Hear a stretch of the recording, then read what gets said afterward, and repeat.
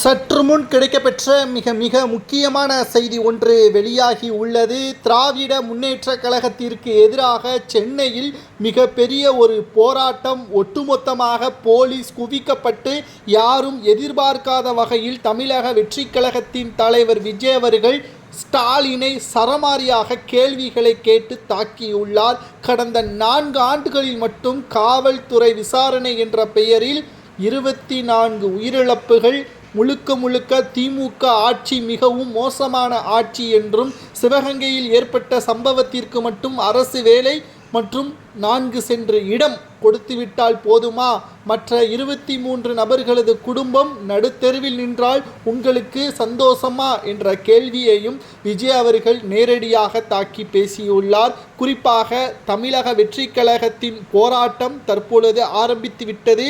கிட்டத்தட்ட மிகப்பெரிய அளவிலான மக்களும் திரண்டுவிட்டு சென்னை முழுவதும் கிட்டத்தட்ட 1.5 மணி நேரம் போக்குவரத்து நெரிசல்.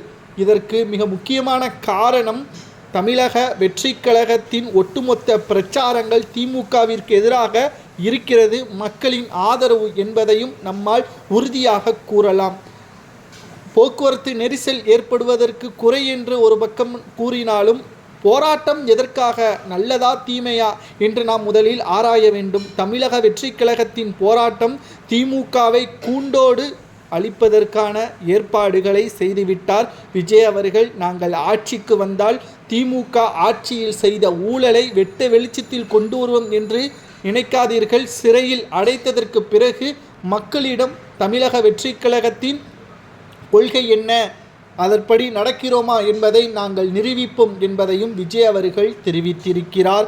திராவிட முன்னேற்றக் கழகத்திற்கு எதிரான போராட்டம் சென்னை முழுவதும் போலீஸ் குவிக்கப்பட்டு துணை இராணுவம் வரை செல்வதற்கான ஏற்பாடுகளும் செய்யப்பட்டிருப்பதாகவும், கடைசி நேரத்தில் போராட்டம் கலைக்கப்பட்டது. காவல்துறையினர் கொடுக்கப்பட்ட கால அவகாசம் முடிந்ததன் காரணமாக குறுகிய நேரத்திலேயே அவகாசம் முடிக்கப்பட்டதாகவும் புகார்கள் எழுந்துள்ளது.